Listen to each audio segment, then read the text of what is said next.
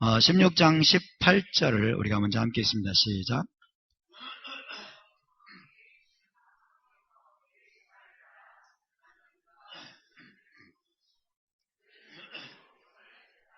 내 하나님 여호와께서 내게 주시는 각성에서 내 지파를 따라 재판장들과 지도자들을 둘 것이요 그들은 공의로 백성을 재판할 것이니라.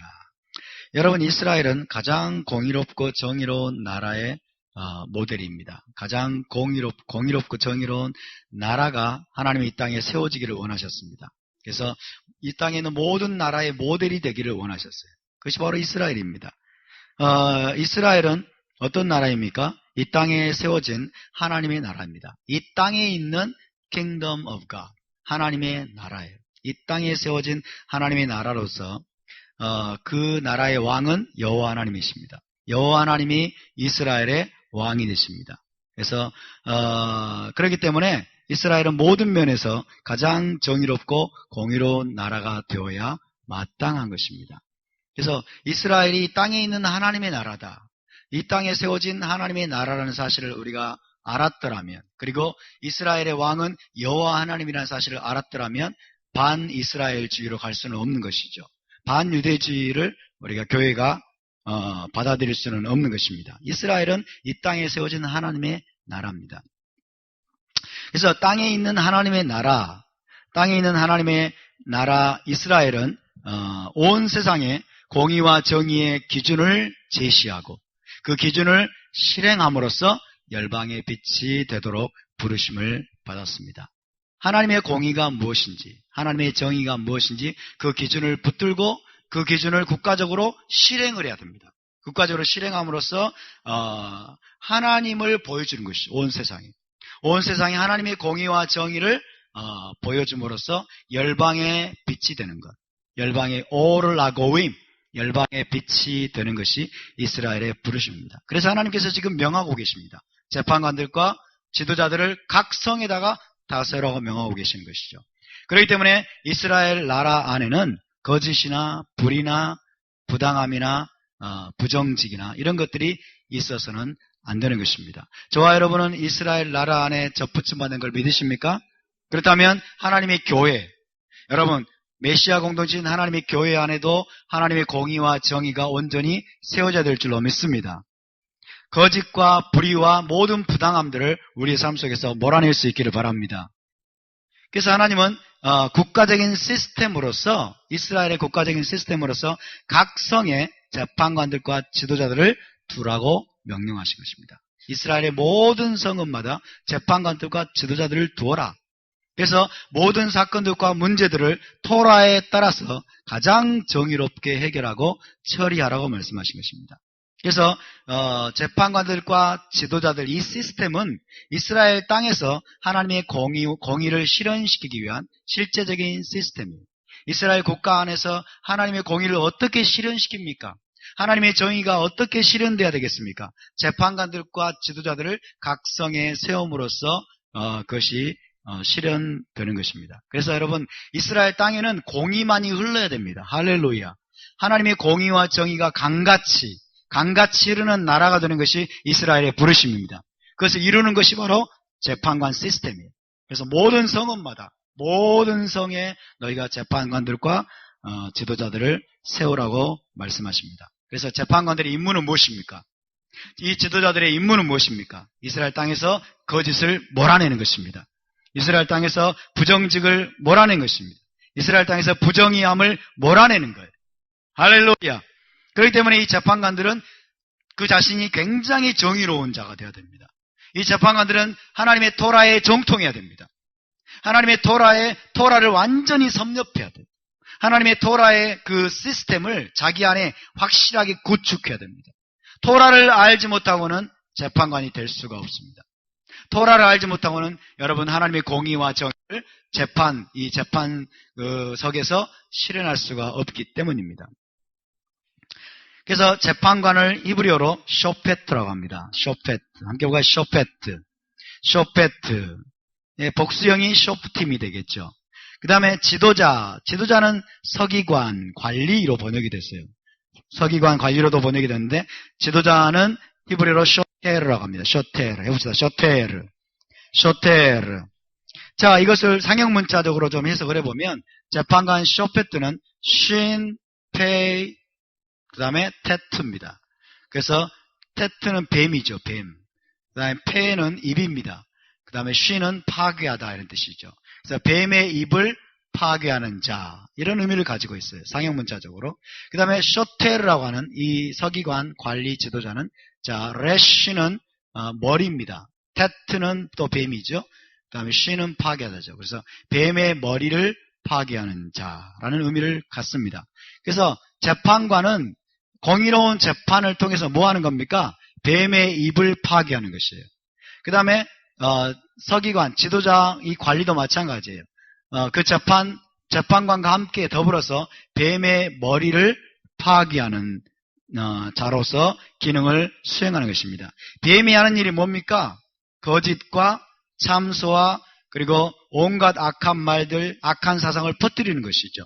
하나님의 공의, 하나님의 정의 시스템을 무너뜨리는 게 바로 뱀이 하는 일인 것입니다.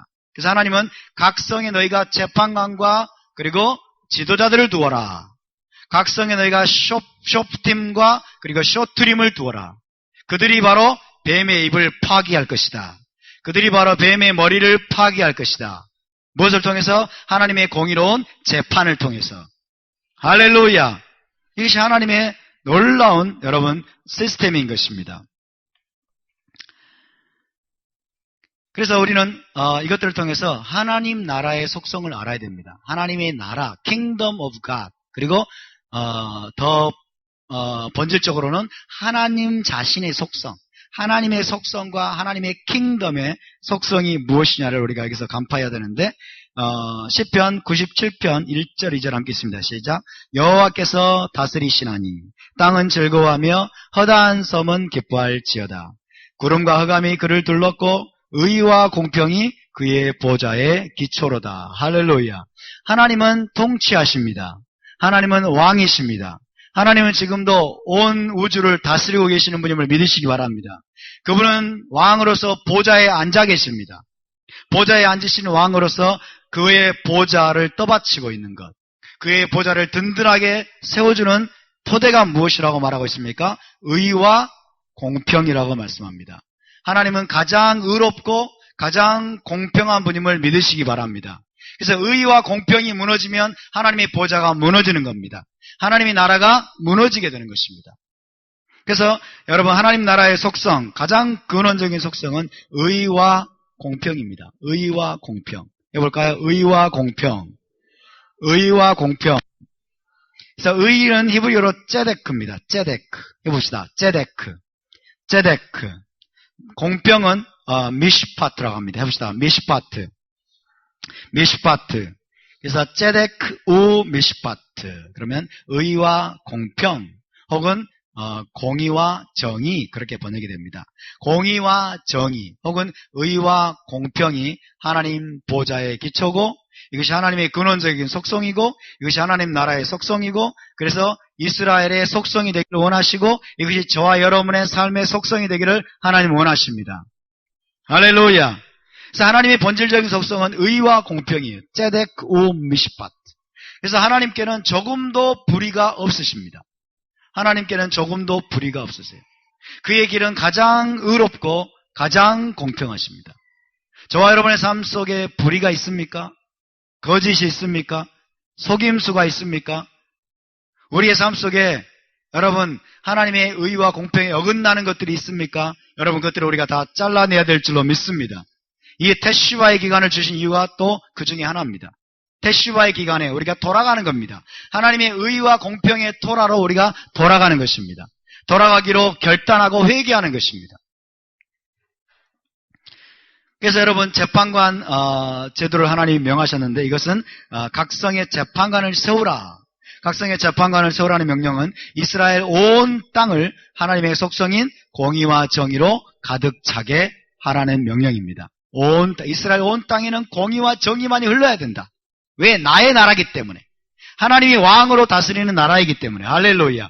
하나님의 공의와 정의만이 흐르게 하라고 하는, 그래서 하나님의 공의와 정의로 그 땅을 가득 채우는 임무를 부여받은 자들이 쇼프팀과 쇼트림인 것입니다. 재판관들과 서기관들인 것입니다. 탈무드의 글을 보면 이것이 얼마나 중요한지를 알 수 있습니다. 두세 명으로 구성된 토라 법정이 의로운 판결을 내릴 때 하나님의 쉐키나가 그들 가운데 머물러 계신다. 하나님이 함께 하신다는 겁니다. 하나님의 공의가, 하나님의 정의가 법정에서 실현될 때 이것이 하나님을 너무나 기쁘시게 하는 것이고 하나님의 뜻에 부합되는 것이기 때문에 하나님의 임재, 하나님의 쉐키나가 그 가운데 함께 하신다는 것이에요. 할렐루야. 여기에 여러분 부합되는 말씀이 마태복음 18장 19절 20절에 우리 주님께서 이렇게 말씀하십니다. 함께 우리 봉독합니다. 너희 중에 두 사람이 땅에서 합심하여 무엇인지 구하면 하늘에 계신 내 아버지께서 그들을 위하여 이루게 하시리라. 두세 사람이 내 이름으로 모인 곳에는 나도 그들 중에 있느니라. 이 말씀의 유대적인 배경을 우리가 제대로 알고 해석을 해야 됩니다. 두세 사람이 내 이름으로 모인 곳에는 나도 그들 중에 있느니라. 이것을 우리는 다양하게 기독교적으로 지금까지 해석을 해왔습니다. 두세 사람이 내 이름으로 모인 것, 예수의 이름으로 모인 것이 바로 교회다. 이렇게 막 해석을 하고 여러 가지 방식으로 해석을 했습니다만 두세 사람이 내 이름으로 모인 이 마태복음 18장 이것의 본문의 맥락은 뭐냐면 재판하기 위한 것이에요. 재판하기 위해서. 형제가 잘못을 범하고 교회에 대해서 범죄했을 때 이것을 어떻게 처리할 것인가에 대한 그 맥락에서 주님이 말씀하는 것입니다. 그래서 두세 사람이 교회의 지도자 두세 사람이 그 문제를 처리하기 위해서 재판하기 위해서 모여있는 것을 말합니다. 두세 사람이 내 이름으로 재판하기 위해서 판결하기 위해서 모인 곳에 나도 그들 중에 있느니라 말은 무슨 말이에요? 너희가 정의롭고 공의로운 판결을 할 수 있도록 내가 도와줄 것이라는 것입니다. 할렐루야. 나의 쉐키나가 나의 임재가 그들 가운데 함께 있을 것이다. 탈무드에 나오는 글과 지금 일맥상통하는 말씀이에요. 일맥상통하는 말씀. 그만큼 여러분 의로운 판결을 내리는 것, 공의로운 재판을 하는 것이 너무나 중요한 문제이기 때문에 이것은 하나님의 본질을, 하나님 나라의 본질을 이 땅에 실현하는 것이기 때문에 하나님의 쉐키나가, 하나님의 임재가 그들 가운데 역사하시는 것입니다. 그래서 거룩한 땅 이스라엘, 이 거룩한 땅 이스라엘에 공의와 정의가 실현되는 것이 너무 중요합니다. 공의와 정의가 실현될 때는 하나님이 그 땅에 거하실 수 있게 됩니다. 그러나 공의와 정의가 그 땅에서 무너지게 되면 하나님이 그 땅을 떠나실 수밖에 없습니다. 하나님의 임재가 그 땅을 떠나실 수밖에 없어요. 왜 예루살렘 성전이 파괴되었습니까? 솔로몬 성전, 제1성전이 왜 파괴되고 제2성전 예루살렘 성전이 왜 파괴되고 하나님이 그 땅을 왜 떠나셨습니까? 이스라엘 백성들이 특별히 왕과 재판관들이 계속해서 공의를 무너뜨렸기 때문입니다. 왕과 재판관들이 토라를 공부하지 않았습니다. 토라대로 판결하지 않았습니다. 그리고 온 백성들이 공의와 정의를 무너뜨리는 삶을 살았기 때문에 하나님이 견딜 수가 없었던 것입니다.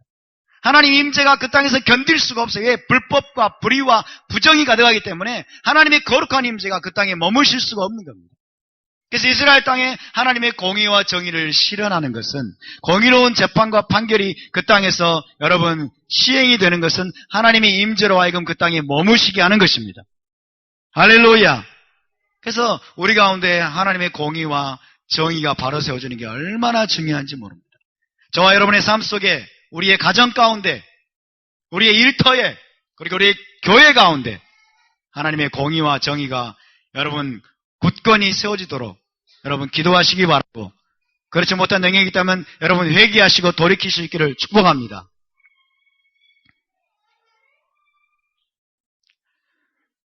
그래서 하나님은 강조해서 말씀하십니다. 너희는 공의만을 추구하라. 제데크, 제데크. 두 번이나 반복해서 강조합니다. 제데크, 제데크. 오직 너희는 공의만을 쫓으라. 라고 말씀합니다. 16장 20절 다시 읽습니다. 시작. 너는 마땅히 공의만을 따르라. 그리하면 내가 살겠고 내 하나님 여호와께서 내게 주시는 땅을 차지하리라. 굉장히 중요한 말씀이죠. 너는 마땅히 공의만을 따르라.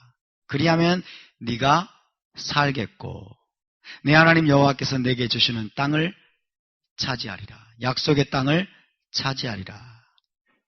그래서 여러분, 공의라고 번역된 이 ጼ데크는 생명의 길입니다. 생명의 길이며 약속의 땅을 차지하는 길입니다. 그리하면 내가 살 것이라는 거예요. 공의를 쫓으면, 의로운 삶을 너희가 추구하면, 토라의 순종함으로 공의를 너희가 따라가면 그로 인해서 너희가 살게 될 것이다. 살게 될 것이다. 그리고 내 하나님 여호와께서 내게 주시는 땅을 차지할 것이고 그 땅에서 오래오래 또 살게 될 것이라는 거예요. 근데 공의를 버리면, 부정과 불법을 저지르고 거짓과 속임수 가운데 너희가 들어가게 되면, 그것을 허용하게 되면, 그 가운데 뒹굴게 되면 뭐예요? 죽음이 임합니다. 살육이 임합니다. 그리고 그 땅에서 쫓겨납니다. 나아가서 저와 여러분은 메시아 왕국에 들어갈 수 없게 됩니다. 우리가 메시아 왕국을 차지할 수 있는 길이 무엇이겠습니까? 하나님의 공의를 쫓는 것입니다. 하나님의 공의를 우리의 삶 속에 실현하는 것입니다. 할렐루야. 그래서 여러분, 의로움이라고 하는 것, 이 ጼ데크는 절대적으로 올바른 것을 뜻합니다. 절대적으로 올바른 것. 그리고 공평으로 번역된 미시파트는 어느 쪽으로도 치우치지 않는 절대적인 공정함, 공정한 거예요. 편파적이지 않는 것입니다. 좌로나 우로나 가난한 자에게나 부자에게나 치우치지 않는 공정함이에요. 공정함. 이것이 미시파트입니다. 그런데 오직 하나님만이 의와 공평의 절대적인 기준이 되십니다. 할렐루야. 하나님만이, 그리고 그분의 토라만이 여러분 의와 공평 혹은 정의와 공의의 절대적인 기준이 되는 것입니다. 토라를 버리면 우리는 의와 공평의 기준을 얻을 수가 없습니다. 누가 의롭단 말입니까? 누가 공정하단 말입니까? 세상 법도 지금 다 무너져 가고 있습니다. 하나님만이 의와 공평의 절대적인 기준이 되십니다. 하나님만이 절대적으로 올바른 분이십니다. 하나님의 토라만이 절대적으로 올바른 기준을 제시하십니다. 하나님의 토라만이 절대적으로 공정한 기준을 제시하고 있는 것입니다. 그래서 이스라엘의 책임은 무엇입니까? 이스라엘은 저와 여러분까지 포함하는 것입니다. 이스라엘의 책임은 무엇입니까? 여호와 하나님과 언약을 맺은 언약 백성으로서 하나님의 절대적인 의와 공평을 이 땅에서 실현하는 것입니다. 이 땅에서 실현함으로써 온 세상에 하나님의 공의와 정의를 보여주는 거예요. 하나님이 이런 분이다. 우리 하나님이, 여호와 하나님이 이런 분이시다.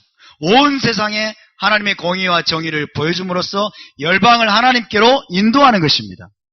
할렐루야. 하나님의 토라를 살아내는 거예요. 하나님의 토라를 살아내는 것. 의롭고 공평한 토라를 땅에서 살아내고 땅에서 실현하게 되면 온 열방이 보고 여러분 여호와 하나님께로 돌아오게 된다는 것입니다. 이것이 가장 확실한 전도 방법이에요. 전도 방법. 기독교인들이 하나님 말씀대로 살지 않고 길거리 전도를 하고 예수 전당 불신족을 외치고 그러면 여러분 세상 사람들이 비웃습니다. 니나 잘해. 세상 사람들이 비웃어요. 그럼 뭐라고 하는지 아세요? 너를 보니까 하나님은 안 계셔. 그렇죠. 당신의 삶을 보니까 하나님은 안 계시네. 당신을 보니까 하나님 믿고 싶지 않네. 이게 여러분 지금까지 기독교가 세상으로부터 조롱을 당한 비극적인 어떤 상황이에요. 전부 다 그런 건 아니지만 우리는 그런 여러분 조롱을 많이 들었습니다. 당신의 삶을 보니까, 당신의 꼬락서니를 보니까, 당신의 행동을 보니까 하나님은 공의로운 분이 아니야. 하나님은 정의로운 분도 아니고 하나님은 아름다운 분이 아니에요. 하나님 믿고 따를 만한 분이 아니야. 믿고 싶지 않아. 너나 잘하세요. 이렇게 되는 겁니다. 정말 우리가 회개해야 됩니다. 저와 여러분이 회개할 수 있기를 바랍니다. 나가서 전도하려고 하는 것, 이것을 우리가 말하기 전에 우리의 삶을 고쳐야 돼요. 우리의 언어를 고쳐야 되고 우리의 태도를 고쳐야 되고 여러분 우리가 토라를 준행하는데 더욱더 집중해야 될 이유가 바로 거기에 있습니다. 할렐루야. 그래서 우리의 삶으로 전도하는 거예요. 삶으로. 우리의 삶으로, 우리의 행동으로. 그들이 와서 묻습니다. 그들이 와서 묻게 되어 있어요. 당신은 어떻게 그렇게 당신은 늘 정의롭습니까? 어떻게 불의와 타협하지 않습니까? 그들이 물어야 돼요.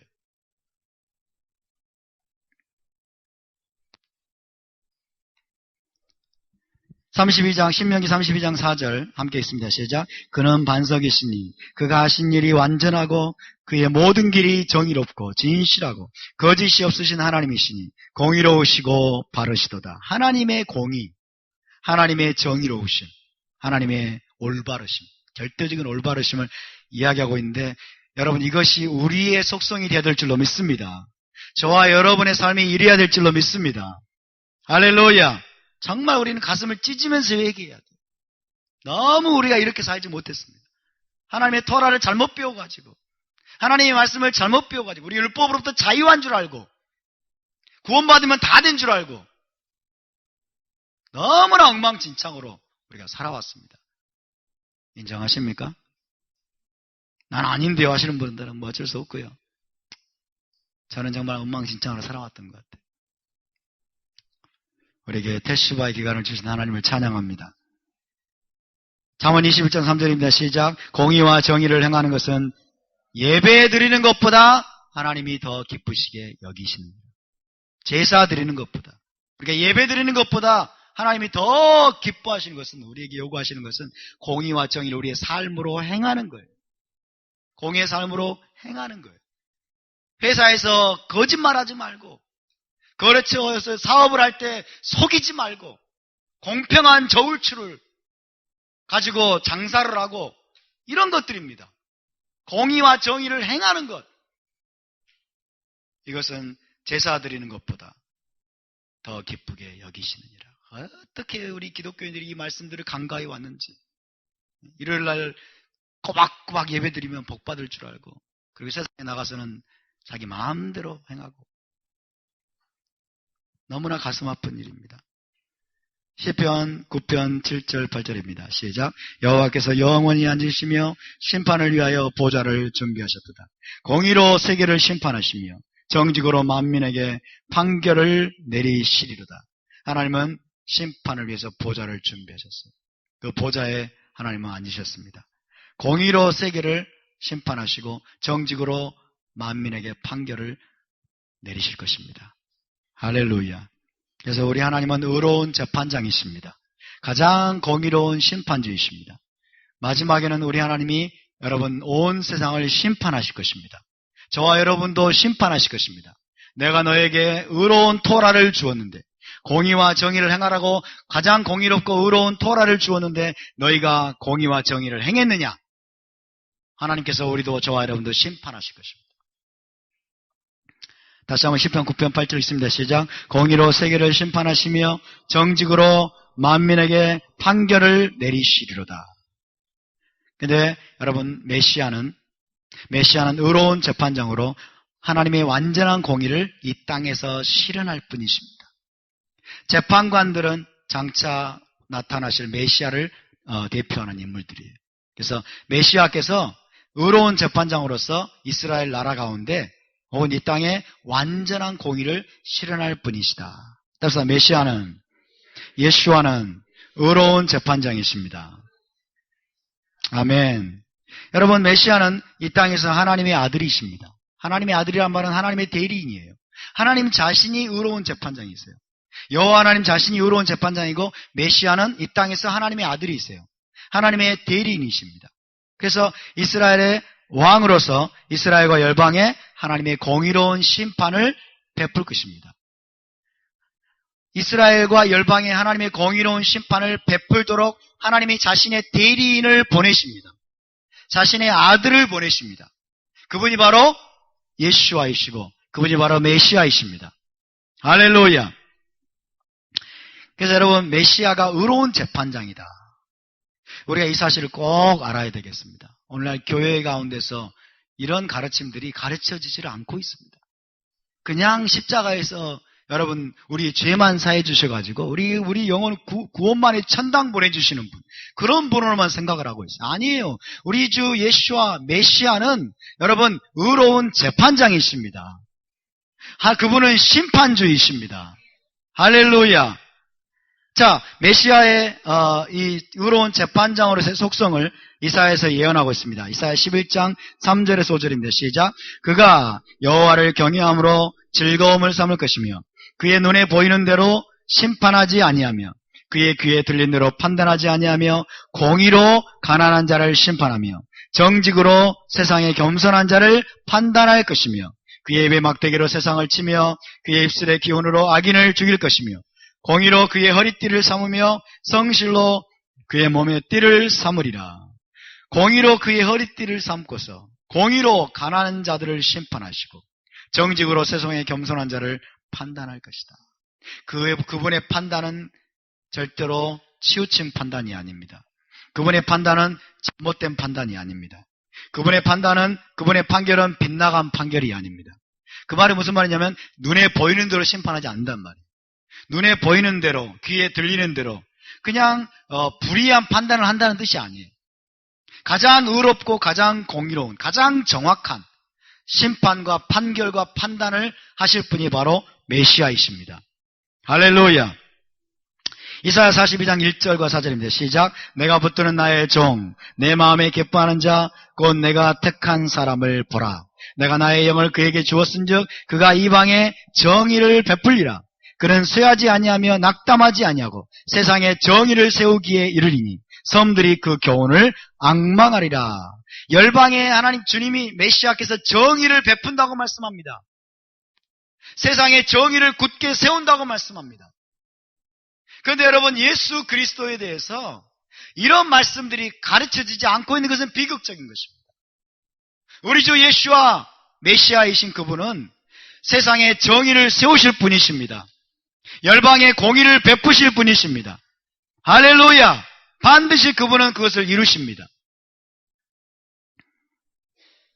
그런데 여러분, 요한복음 3장 17절 말씀을 한번 보십시다. 시작. 하나님이 그 아들을 세상에 보내신 것은 세상을 심판하려 하심이 아니요 그로 말미암아 세상이 구원을 받게 하려 하심이라.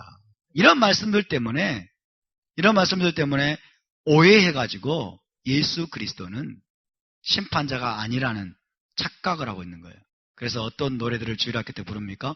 심판이 나에겐 없네, 주의 피 내 죄 가리. 주일학교를 다녀보셨어야죠.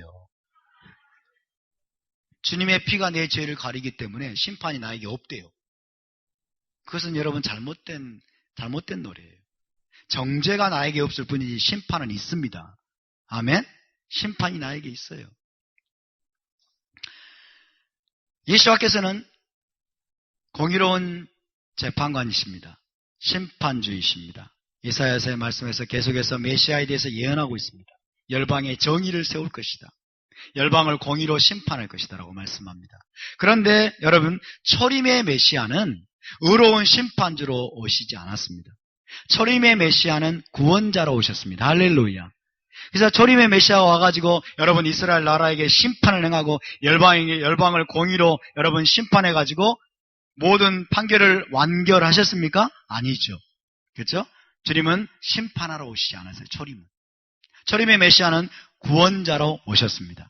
그래서 초림하신 예수와는 세상의 최종적인 심판을 집행하기 위해서 의로운 재판장으로 오신 것이 아니라 죄로부터 구원하기 위해서 오셨습니다. 최종적인 모든 심판으로부터 우리가 살아남도록 하기 위해서, 구원을 얻도록 하기 위해서 오신 것입니다.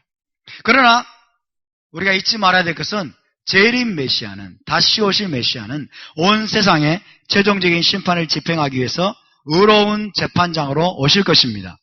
공의로운 심판주로 오실 것입니다. 할렐루야. 우리가 가을절기를 앞두고 왜 데슈바의 기간 40일을 보냅니까? 가을절기는 예수와의 재림을 나타냅니다. 재림하실 메시아는 심판주로 오시기 때문입니다. 할렐루야.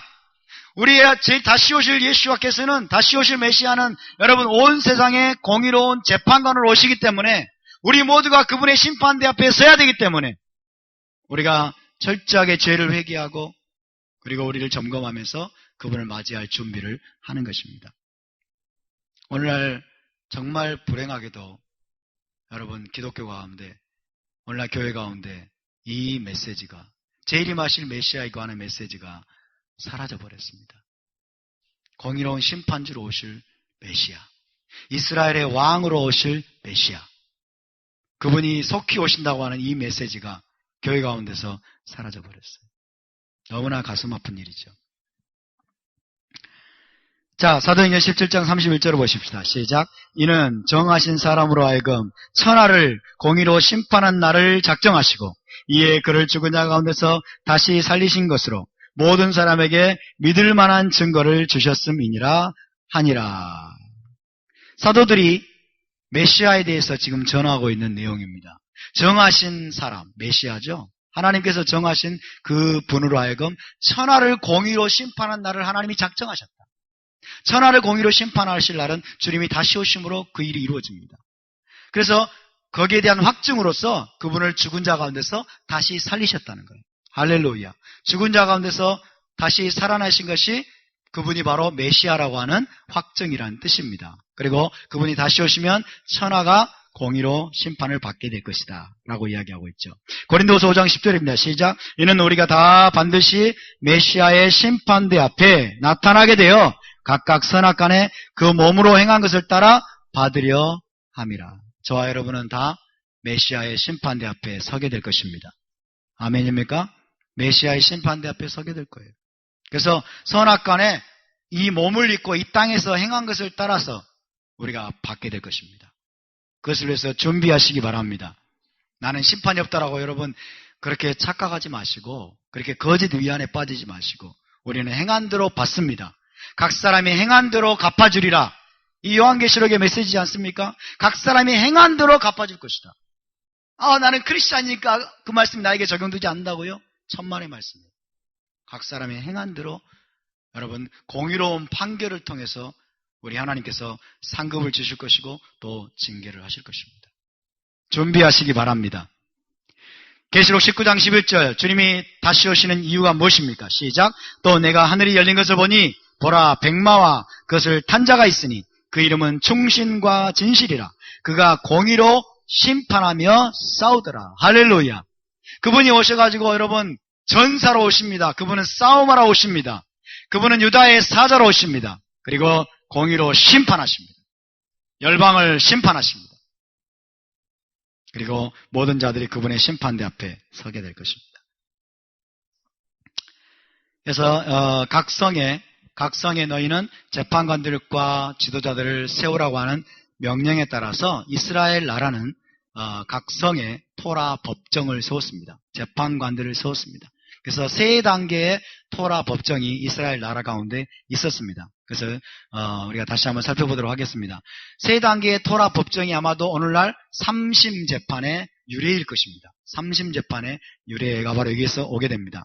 자, 17장 8절을 한번 읽어보겠습니다. 시작. 내 성 중에서 서로 피를 흘렸거나 다투었거나 구타하였거나 서로 간에 고소하여 내가 판결하기 어려운 일이 생기거든 너는 일어나 내 하나님 여호와께서 택하실 곳으로 올라가서. 판결하기 쉬운 것들은 너희 지역에서 오신 토라 법정에서 해결하고 판결하기 어려운 일이 생기면 이제 예루살렘으로 올라가라는 거예요. 그래서 우리는 이것을 통해서 토라 법정에도 단계가 있구나 하는 것을 알 수 있습니다. 그래서 재판관들로 구성되는 재판관들과 서기들, 지도자들로 구성되는 이스라엘 토라 법정에 세 단계가 있었음을 우리가 먼저 알아야 되겠습니다. 모세는 각 성마다 재판관들을 임명할 것을 명했습니다. 무엇을 위한 것입니까? 계명을 어떻게 지킬 것인가? 토라를 또 어길 경우에 고소사건이 있는데 그것들을 어떻게 처리할 것인가? 백성 간의 분쟁 등은 어떻게 의롭게 판결할 것인가? 이것을 위해서 각 성마다 재판관들과 지도자들을 세우라고 모세가 명한 것입니다. 그래서 그러나 어려운 사건이 있으면 상급 법정으로 가져가라고 명하고 있습니다. 17장 8절에서 어려운 사건, 너희가 판결하기 어려운 것이 있으면 상급 법정으로 가지고 가라. 하나님이 택하실 곳 예루살렘이죠. 예루살렘에 있는 상급 법정에서 판결하도록 하고 그 상급 법정이 판결한 것은 너희가 어떠한 일이 있어도 따르도록 하라고 말씀하십니다. 따르지 않으면 그를 죽여서 악을 제하라고 말씀하셨어요. 자, 그러면 먼저 첫 번째입니다. 첫 번째는 각 지역에 세워지는 지역 법정입니다. 베이트딘이라고 합니다. 베이트딘. 함께 볼까요? 베이트딘. 베이트딘. 베이트딘이란 말이 법정이라는 뜻이에요. 법정. 법정. 베이트딘. 3명 이상의 재판관을 두게 됩니다. 3명 이상의 재판관으로 이루어지는 지역 법정이 있습니다. 가장 낮은 단계. 오늘날로 말하면 1심 재판이 되겠습니다. 1심 재판. 지역 법정. 자, 9명 이상에서 120명의 지역 공동체. 9명 이상에서 120명이 살고 있는 어떤 성이나 마을, 거기에 세우는 법정입니다. 그리고 이것은 그 지역의 회당을 관할하게 됩니다. 이 지역 법정이 그 지역 회당을 관할하고 또 지역 공동체를 통솔하는 지도자들과 장로들로 구성이 됩니다. 그래서 이 지역 법정에는 3명 이상의 재판관들이 이 지역 법정을 관할을 하고 이 지역 법정에서 백성 간의 분쟁들을 판결하고 해결하는 역할을 했다는 것입니다. 그래서 지역 공동체 내의 분쟁, 그 다음에 토라를 준수하는 방법, 고소사건 이런 것 등을 판결을 했습니다. 두 번째는 사네드린 크타나입니다. 사네드린 크타나, 소사네드린이에요. 소사네드린. 사네드린이란 말은 의회를 뜻하고 법정을 또 뜻하죠. 사네드린 크타나 23명, 23명의 재판관으로 이루어집니다. 조금 더 큰 지역입니다. 조금 더 많은 사람들이 사는 성읍이나 지역에 소사네드린이 세워집니다. 120명 이상의 모든 지역 공동체에 소사네드린이 있어야 했습니다. 그래서 예루살렘 이 도시에도 2개의 소사네드린이 있었다고 합니다. 예루살렘 도시 이 성에도 2개의 소사네드린이 있었는데 하나는 성전 뜰 문에서 모이고 또 다른 하나는 성전산 입구에서 모였다고 합니다. 그래서 재판 사건들을 다루고 판결을 했다고 합니다. 120명 이상의 공동체, 조금 중간급의 공동체의 법정이 바로 소사네드린입니다. 23명의 재판관으로 세워지고 이 소사네드린 이 재판관의 리더, 재판장이죠. 리더는 로시라고 불렀습니다. 로시, 머리란 뜻이죠. 머리, 헤드, 로시라고 불렀습니다.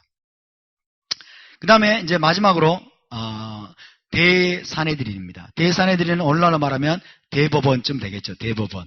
소사네드린은 고등법원쯤 될 것이고 마지막으로 대사네드린, 사네드린 그돌라 해볼까요? 사네드린 그돌라. 사네드린 그돌라.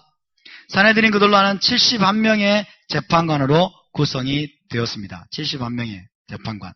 그래서 이스라엘의 최상위 법정입니다. 이스라엘의 최상위 법정으로서 총 71명의 재판관으로 구성이 되는데 이것은 모세 시대에 모세와 더불어서 70인 장로를 하나님이 세우셨던 것에 대응되는 것입니다. 그래서 71명 중에 한 사람은 의장으로서 모세의 역할을 수행을 하고 나머지 70명의 재판관들은 70인 장로의 역할을 수행하는 것입니다.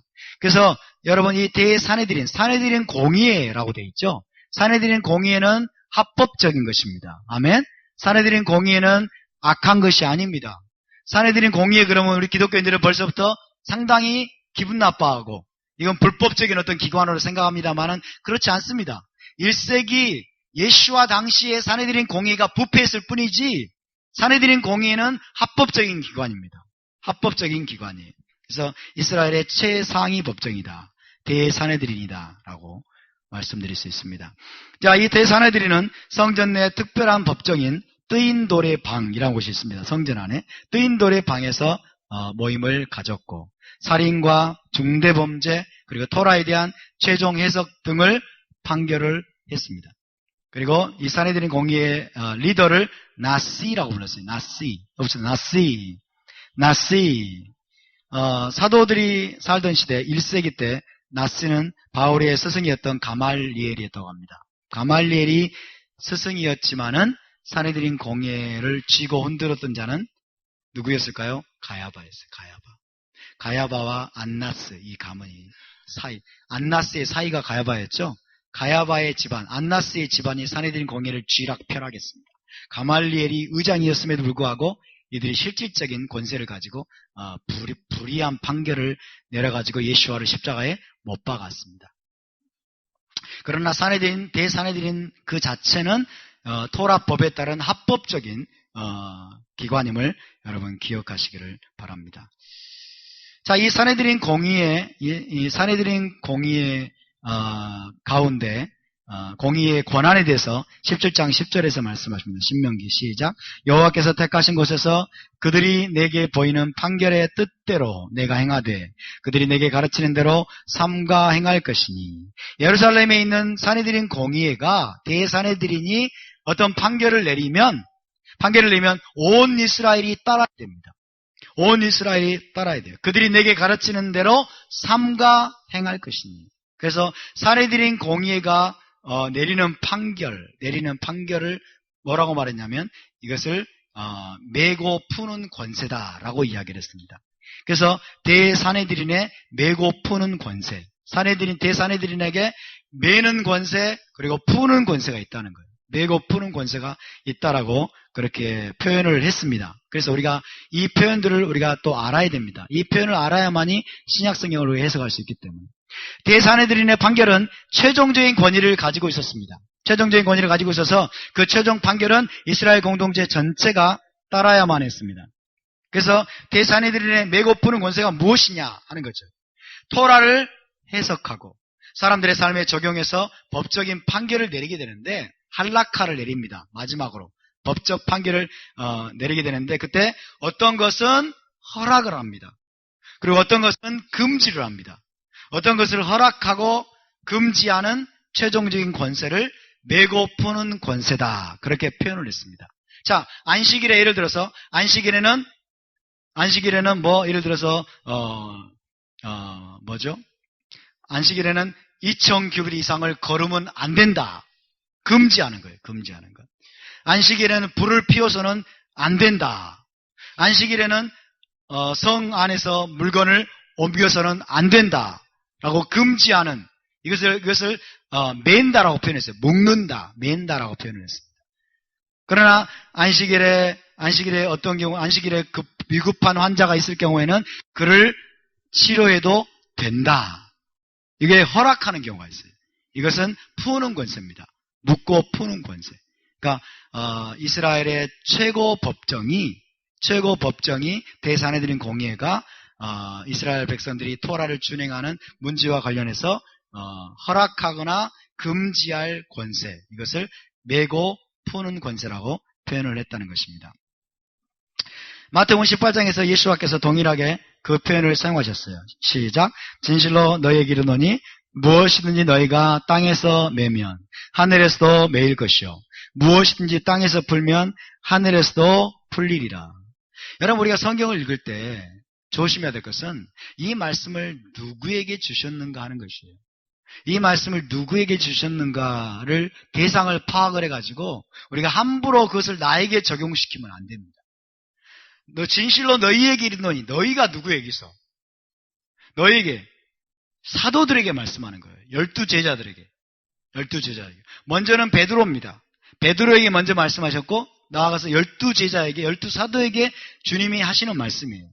너희가 땅에서 매면 하늘에서도 매일 것이요 무엇인데 땅에서 풀면 하늘에서도 풀리리라. 자, 매고 푸는 권세에 대해서 말씀하고 있어요. 매고 푸는 권세에 대해서 우리가 산헤드린의 이 매고 푸는 권세를 알지 못하면 이거를 엉뚱하게 해석하게 되는 거예요. 산헤드린에게 매고 푸는 권세가 있다. 대산헤드린에게 이스라엘 백성들이 토라를 어떻게 준행해야 될 것인지에 대해서 결정할 수 있는 권한이 있다는 것입니다.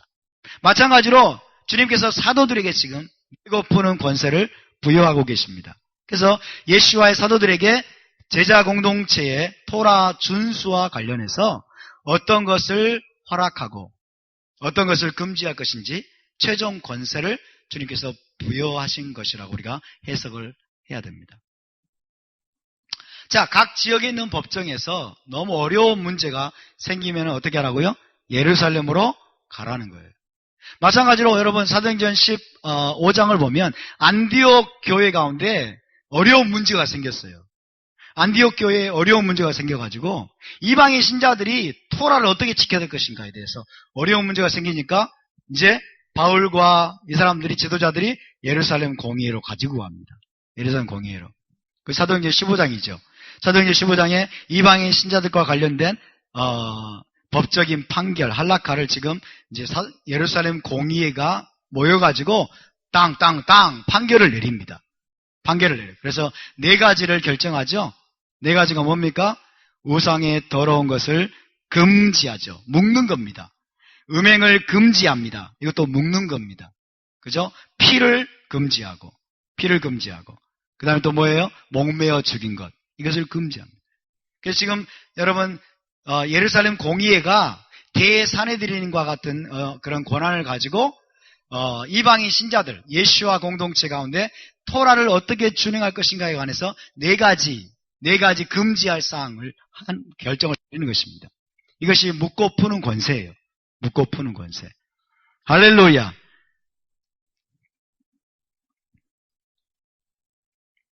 자, 왕과 재판관들이 어떻게 연결이 되어 있는지, 이제 왕에 대한, 재판관에 대한 이야기를 하다가 하나님이 왕에 대한 이제 이야기로 넘어갑니다. 신명기 17장 14절 시작. 내가 내 하나님 여호와께서 내게 주시는 땅에 이르러 그 땅을 차지하고 거주할 때 만일 우리도 우리 주위의 모든 민족들 같이 우리 위에 왕을 세워야겠다는 생각이 나거든. 그렇게 말씀하죠. 왕을 세우라는 말이에요? 세우지 말라는 말이에요? 왕을 세우라는 말이에요? 세우지 말라는 뜻이에요? 애매하죠. 그렇죠? 이스라엘의 왕을 세우는 것이 하나님의 완전한 뜻은 아니었던 것 같아요. 왜? 하나님 자신이 왕이십니다. 하나님 자신이 왕이시고 하나님은 토라를 주셔가지고 재판관들을 통해서 하나님이 통치하기를 원하셨던 것 같아요. 근데 하나님은 이들이 나중에 왕을 구할 것을 알으셨어요. 그래서 우리도 왕을 세워야 되겠다라는 생각이 나거든. 어떻게 왕을 세우라고 하는 하나님이 명확한, 그들이 곁길로 빗나가지 않도록 정확한 규범을 주시는 겁니다. 이스라엘의 왕은 여러분 그 성격이 뭐냐면 최고의 재판관이에요. 무엇보다도 이스라엘의 왕은 최고의 재판관입니다. 공의를 세우는 자예요. 하나님의 공의를 세우는 자. 이스라엘 왕은 전제 군주와 같아서는 안 됩니다. 전제 군주와 같게 되지 말라는 것이 하나님의 명령입니다. 자기 마음대로 하지 말라는 거예요. 이스라엘 왕은 자기 마음대로 할 수 없다. 왜냐하면 이스라엘 땅에 최고의 재판과 같은 존재여서 이스라엘 땅에 하나님의 공의를 세워야 되는 것이 존재이기 때문에. 할렐루야. 그래서 이스라엘 왕은 전제 군주라기보다는 모든 재판관들 위에 드높여진 최고의 재판관입니다. 쇼페트입니다. 쇼페트. 그래서 토라에 따라 백성을 심판하고 법적인 판결을 내려서 이스라엘의 하나님의 공의를 세우는 자예요. 여러분 압살롬을 기억하십니까? 압살롬. 못된 놈. 압살롬은 반역을 일으키기 전에 백성들의 송사를 판결해 줍니다. 백성들의 송사를 판결해 주면 왕의 일이거든요. 왕의 일을 도둑질하는 거예요. 백성들의 송사를 판결해 가지고 백성들의 마음을 자기에게로 돌아오게 만드는 거예요. 도둑질하는 거예요. 왕의 역할을 지금 이 압살롬이 다윗이 있음에도 불구하고 왕의 역할을 대신 행하는 거예요. 성문 앞에 딱 서가지고 송사를 자기가 판결해줘. 내가 왕이 되어서 너희들을 판결하기를 원한다는 뜻입니다. 왕의 역할은 백성들의 송사를 판결해주는 것입니다. 솔로몬도 여러분 백성들의 송사를 지혜롭게 판결할 수 있는 듣는 마음을 구했습니다. 듣는 마음이라고 히브리어 성경에 이렇게 되어 있어요. 듣는 마음. 레브 쇼메야. 듣는 마음. 잘 듣는 마음이죠. 잘 듣고 분별할 수 있는 분별력을 말하는 거예요. 그러니까 지혜로운 분별력을 구했다. 지혜를 우리는 구했다고 말하는데 지혜로운 분별력을 백성들의 송사를 지혜롭게 판결할 수 있는 지혜를 주십시오. 분별력을 주십시오라고 여러분 구했습니다.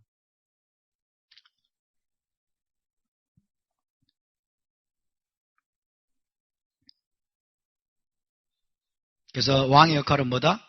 백성들의 송사를 판결하는, 그죠? 최고의 재판관의 역할이라는 것이에요. 솔로몬이 여러분 지혜로운 분별력이 솔로몬에게 임했습니다. 하나님이 주셨습니다. 지혜로운 분별력이 임했음에도 불구하고 한 가지를 하지 않으면 그 지혜로운 분별력이 떠나가게 됩니다. 나중에 뭘 하지 않으면 토라를 공부하지 않으면, 토라를 부지런히 평생 동안 옆에 두고 읽지 않으면 그 분별력이 떠나가게 돼요. 그래서 시간이 지날수록 솔로몬은 미련해져 갔어요. 동의하십니까? 그 미련함의 결과가 뭘로 나타났어요? 우상 숭배로 나타났잖아요. 그렇죠? 여러분, 지혜로운 분별력을 여러분 안 구하셔도 됩니다. 지혜로운 분별력을 안 구하셔도 돼요. 물론 구하면 좋겠죠. 안 구하셔도 되고 뭐 하시면 됩니까? 토라를 부지런히 공부하세요. 아멘? 토라를 부지런히 공부하면 지혜로운 분별력이 우리에게 임하게 될 것입니다. 밤낮 읽으면, 밤낮 읽고 공부하면 토라 자체가 하나님의 지혜입니다. 토라 자체가 하나님의 지혜이기 때문에 우리가 여러분 지혜로운 분별력이 우리 가운데 임하게 되는 것이에요. 지금 우리가 토라를 3년 이상 계속 공부하니까 어떻게 됩니까? 하나님의 공의와 정의가 아닌 것들, 그렇죠? 그리고 잘못된 것들, 이단들, 이런 것들이 분별이 되잖아요. 멜기세덱 교가 있다는 걸 저는 처음 알았습니다. 멜기세덱 교. 이스라엘 가가지고 멜기세덱 교에 빠진 분이 왔어요. 30년 이상을 멜기세덱 교에 몸담고 있었대요. 한국에 메시아가 있대요. 한국에 메시아가 있어가지고 지금 동굴에서 지금 수련 중인가 감추어져 있대요. 그러니까 권능이 이제 나타나면 메시아로 이제 등장을 한다는 거예요. 여러분, 토라가 뭐라고 말하고 있습니까? 권능이 나타나도 토라 안 지키면 가짜라는 거예요. 그렇게 말하고 있는데. 근데 우리가 토라를 알기 때문에 그게 가짜라는 게 분명히 분별이 되지 않습니까? 지혜로운 분별력이 여러분에게 지금 어느 정도 임해 있음을 믿으시기 바랍니다. 근데 여러분이 토라를 이제 다시 공부 안 해버리고 뭘 이해하게 되면 그 분별력이 떠나게 됩니다. 떠나게 더 미련해져요. 자, 예레미야 23장 5절입니다. 시작. 여호와의 말씀이니라. 보라, 때가 이르리니 내가 다윗에게 한 의로운 가지를 일으킬 것이라. 그가 왕이 되어 지혜롭게 다스리며 세상에서 정의와 공의를 행할 것이며. 어떻게 행한다는 거예요? 판결을 통해서. 왕이 되어서 지혜롭게 다스리며 세상에서 정의와 공의를 행할 것이다. 판결을 내려주는 거예요. 의로운 판결을 내리는 것입니다. 저와 여러분이 메시아 왕국에 가면 주님과 함께 다스리게 될 거 믿으십니까? 다스리고 싶으십니까? 어떻게 다스린다는 거예요? 지혜로운 판결을 우리가 쇼페트가 된다는 것입니다. 쇼프팀이 된다는 거예요. 할렐루야. 토라를 모르고 쇼페트가 될 수 없습니다. 아멘? 하나님의 공의와 정의의 법도를 알지 못하고 어떻게 우리가 판결을 내립니까? 어떻게 송사를 해결하고 열방을 다스립니까? 그렇게 할 수 없습니다. 그렇기 때문에 우리는 부지런히 토라를 공부하고 토라를 배워야 될 줄로 믿습니다. 이스라엘 왕의 조건이 무엇입니까? 이스라엘 왕의 조건은 다양하게 말씀하고 있죠. 첫 번째가 뭡니까? 너희 형제 중에서. 그것보다 그 이전이에요. 너희가 왕을 세우고자 하는 마음이 나거든. 첫 번째가 뭐예요? 너희 하나님이 택하신 자를 세우라는 거예요. 너희 하나님이 택하신 자는 너희 형제 중에 있다. 이스라엘 사람이어야 돼요. 그리고 다윗의 자손이어야 됩니다. 유대인이어야 됩니다. 아멘? 이스라엘의 왕이 될 첫 번째 자격은 유대인이어야 돼요. 유대인. 근데 1세기 당시에 이스라엘의 분봉 왕이 누구였어요? 헤롯이었어요. 헤롯. 헤롯은 에돔 족속이었다가 이스라엘 개종자가 된 자예요. 에돔 족속이었다가 개종하고 유대교로 들어온 자예요. 이들은 유대인이 아닙니다. 얘는 혈통적인 유대인이어야 돼요. 혈통적. 다윗의 혈통으로 난 자야만이 이스라엘 왕이 가능합니다. 그래서 이 헤롯은 늘 자기의 왕위가 뺏길까봐 두려워했던 자예요. 진짜 유대인의 왕이 나타날 것을 늘 두려워했던 자예요. 그래서 마태복음 2장에서 유대인의 왕으로 나신 이가 왔다고 하니까 찾아서 죽이려고 했던 거예요. 자기 왕좌가 위태한을 말하기 때문에. 그러니까 헤롯도 아닙니다. 여러분. 헤롯도 아니고 그 다음에 이스라엘의 왕을 한마디로 뭐라고 할까요? 메시아라고 합니다. 메시아. 이스라엘 왕은 메시아예요. 메시아는 한마디로 말해서 이스라엘 왕이에요. 아멘? 근데 우리나라의 메시아가 50명이 넘는다고 합니다. 우리나라의 메시아가 50명이 넘는다고 해요. 내가 예수다. 내가 메시아다. 50명이 넘는데요. 그러면 그런 자들에게 물어봐요. 너 유대인이냐? 유대인이 아니면, 혈통적인 유대인이 아니면 이스라엘의 왕이 될 수 없습니다. 아멘? 이게 왕의 조건이에요. 왕의 조건. 이스라엘 왕이 될 수 있는 조건이고, 그 다음에 이스라엘 왕이 돼서 하나님이 뭐라고 말씀했어요? 말을 많이 두지 말라. 그 다음에 은금을 많이 쌓지 말라. 그리고 아내를 많이 두어서 마음이 미혹되게 하지 말라. 이런 것들을 말씀하죠. 그러나 가장 중요한 조건은 바로 이겁니다. 가장 중요한 조건. 가장 중요한 조건은 17장 18절 19절 시작. 그가 왕위에 오르거든 이 율법서의 등사본을 레위 사람 제사장 앞에서 책에 기록하여 평생에 자기 옆에 두고 읽어 그의 하나님 여호와 경외하기를 배우며 이 토라의 모든 말과 이 규례를 지켜 행할 것이라. 왕위에 오르면 토라를 가져다가 토라 스크롤을 가져다가 레위 사람 제사장 앞에서 이거를 카피해야 돼요. 뺏겨야 돼요. 왕은. 토라를. 그러니까 이스라엘의 모든 왕은 자기가 뺏겨 쓴 토라 스크롤이 있어야 됩니다. 이스라엘의 모든 왕은. 이해되십니까? 이스라엘 모든 왕은 자기 손으로 직접 쓴, 제사장 앞에서 직접 쓴 토라가, 자기만의 토라가 있어야 돼요. 할렐루야. 얼마나 놀라운. 하나님은 직접 쓰라고 말씀했어요. 직접 써라. 그리고 평생에 자기 옆에 두고 읽어라. 평생에 자기 옆에 두고 읽어라. 읽는 목적이 뭘까요? 지키라는 거예요. 그의 하나님 여호와 경외하기를 배우고, 첫 번째 목적이죠. 토라를 읽을 때 하나님 여호와 경외하는 법을 배우게 됩니다. 오늘날 기독교인들이 하나님 경외하는 마음이 별로 없습니다. 다는 아니지만 대부분. 하나님을 별로 두려워하지 않아요. 왜 그럴까요? 신약성경만 보고 값싼 은혜의 복음이 교회 가운데 지금 여러분 편만에 있기 때문입니다. 그러나 토라를 읽어보세요. 하나님은 두려운 분입니다. 하나님은 경외하는 법을 배우게 됩니다. 그리고 이 토라의 모든 말과 이 규례를 지켜 행할 것이라. 이것이 왕의 자격이에요. 왕의 자격.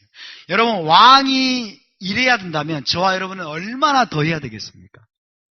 왕조차도 자기 마음대로 어떻게 보면 여러분 나라를 다스릴 수 있음에도 불구하고 하나님은 그렇게 하지 말라고 말씀하십니다.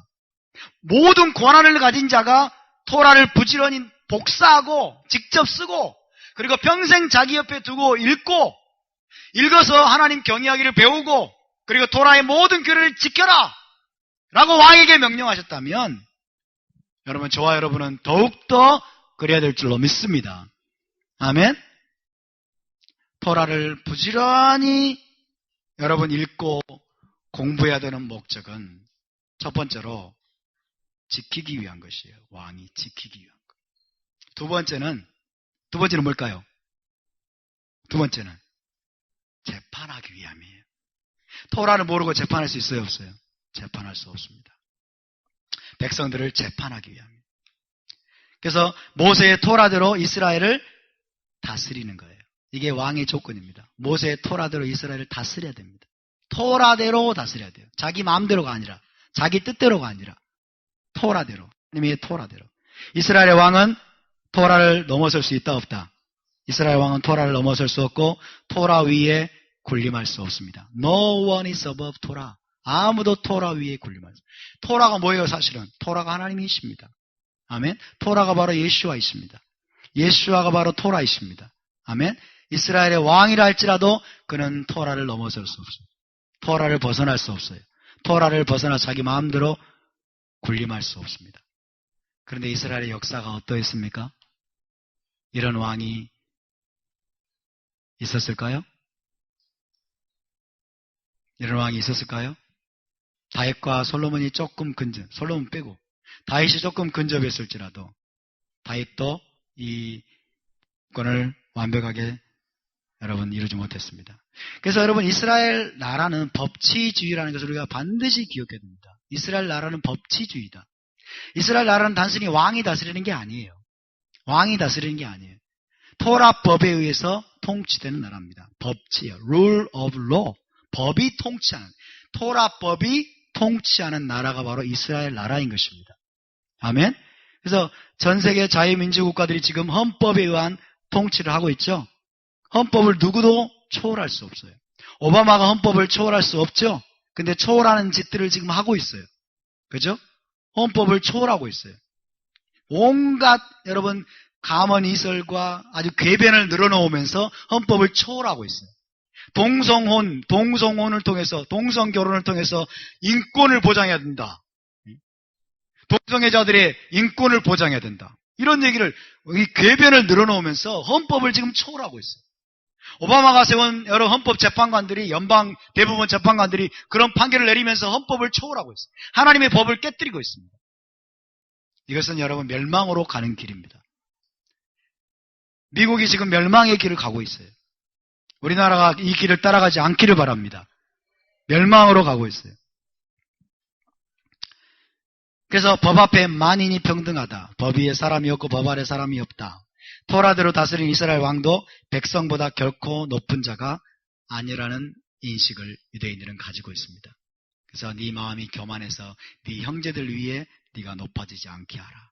하나님 왕에게 명령하십니다. 토라대로 다스리는 이스라엘 왕도 백성보다 결코 높은 자가 아니다.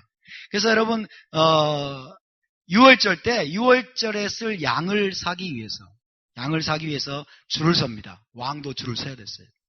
왕도 줄을 서서 6월절 양을 사기 위해서 줄을 서서 기다리는 겁니다.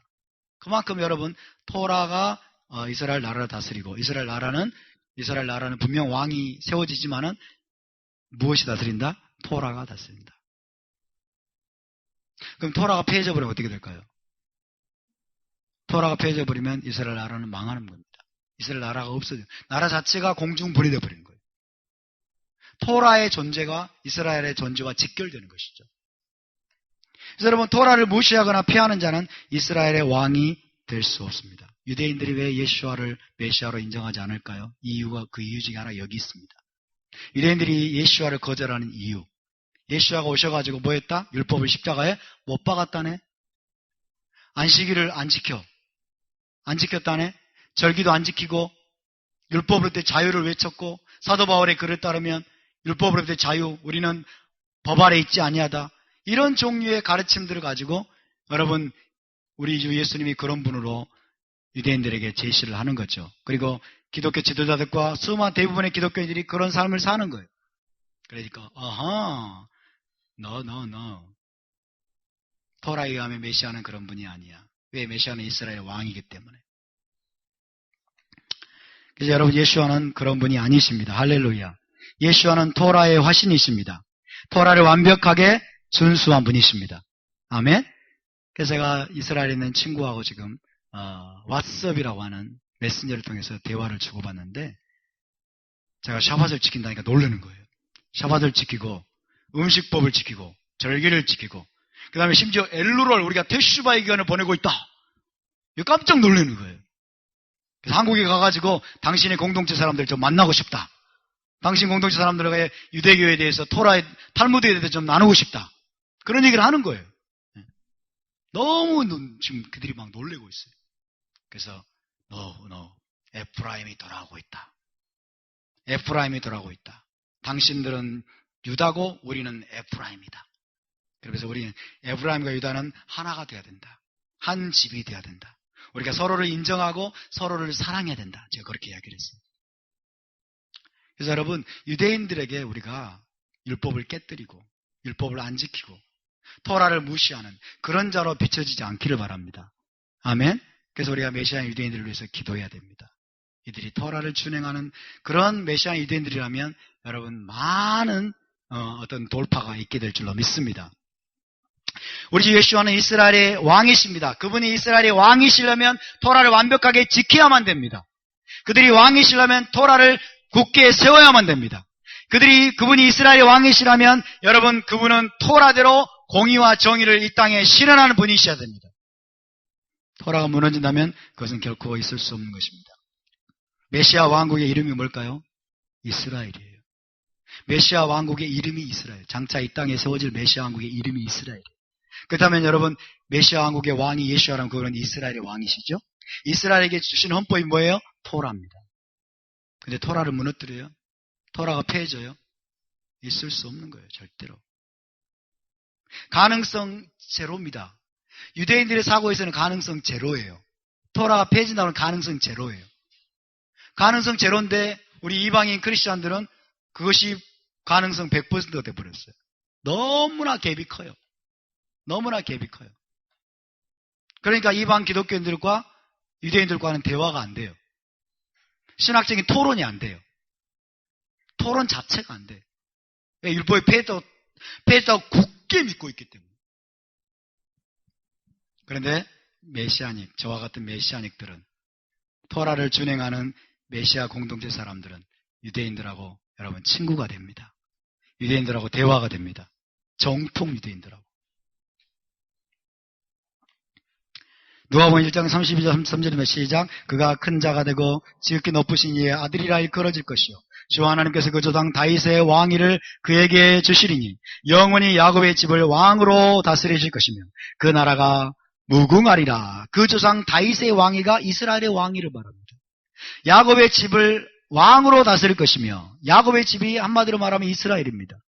이스라엘의 영원한 왕으로 예수와께서 다스리실 것이다. 이 말이 무슨 뜻인지를 우리 기독교인들은 거의 모르고 있습니다. 이스라엘의 왕이 된다는 말은 무슨 말이냐면 이스라엘 가운데 토라로 공의와 정의를 실행하실 분이라는 뜻입니다. 할렐루야. 그래서 예수와께서 이스라엘의 왕으로 토라대로 다스리시는 시대, 이 시대가 바로 메시아 왕국입니다. 메시아 왕국이에요. 이스라엘에게 하나님이 주신 언약적인 축복이 무엇입니까? 이스라엘의 완전한 축복과 번성과 평화에 대한 약속이었습니다. 그러나 역사상 한 번도 제대로 성취되지 못했습니다. 다윗과 솔로몬 시대에 부분적으로 성취됐지만 금방 끝나버렸어요. 이스라엘은 한 번도 완전한 축복과 번성과 평화를 경험하지 못했습니다. 이스라엘 역사의 대부분은 징계와 저주와 파괴와 쫓겨남의 역사였습니다. 왜? 이스라엘 백성이 거듭거듭 토라를 어기고 공의와 정의를 파괴했기 때문에, 토라를 깨뜨렸기 때문에 그 땅에서 쫓겨났습니다. 하나님이 이스라엘 땅에, 거룩한 땅에 머물 수가 없었습니다. 왜? 불법이 가득했기 때문에. 공의와 정의가 흘러야 될 이스라엘 땅에 불법이 가득했기 때문에 하나님이 그 땅에 머물 수가 없었어요. 그래서 예루살렘 성전에서 떠나신 겁니다. 에스겔서를 보십시오. 예루살렘 성전에서 하나님의 영광이 떠납니다. 그 땅이 죄가 간영하고 여러분 온갖 불법과 불의와 부정이 가득하기 때문에 그런 것입니다. 이스라엘 백성은 쫓겨났습니다. 메시아 시대는 그럼 무엇입니까? 이스라엘의 황금기라고 할 수 있어요. 이스라엘의 황금기. 이스라엘의 황금기가 우리를 기다리고 있습니다. 할렐루야. 이스라엘의 완전한 평화와 번영과 축복의 시대, 이 시대가 바로 메시아 왕국 시대입니다. 메시아께서 예루살렘에서 이스라엘의 왕으로 다스리고 온 열방이 이스라엘 앞에 굴복하는 시대. 이스라엘의 황금기가 올 것이다. 그러면 또 교회는 기분 나빠합니다. 기독교인들이 기분 나빠요. 기독교 신학자들이 기분 나빠해요. 장차 이 땅에 세워질 천년왕국의 이름이 이스라엘이다 그러니까 못 받아들여요. 이걸 못 받아들여요. 아니 이스라엘을 회복한다고 하지 않습니까? 하나님이. 아멘? 하나님이 이스라엘을 회복한다니까요. 이스라엘 나라를 회복하신다니까요. 그 회복된 이스라엘 나라가 언제요? 천년왕국이고 메시아 왕국이에요. 그 나라의 이름이 뭐예요? 이스라엘입니다. 할렐루야. 우리가 기분 나빠할 필요가 없는 것은 우리가 이스라엘에 접붙임 받았기 때문입니다. 너무 기독교적인 교회 중심적인 사고로 꽉 차 있고 대체 신학적인 사고로 꽉 차 있기 때문에 반유대적인 사고가 있기 때문에 여러분 이런 것들을 대해서 기분 나빠하는 거예요.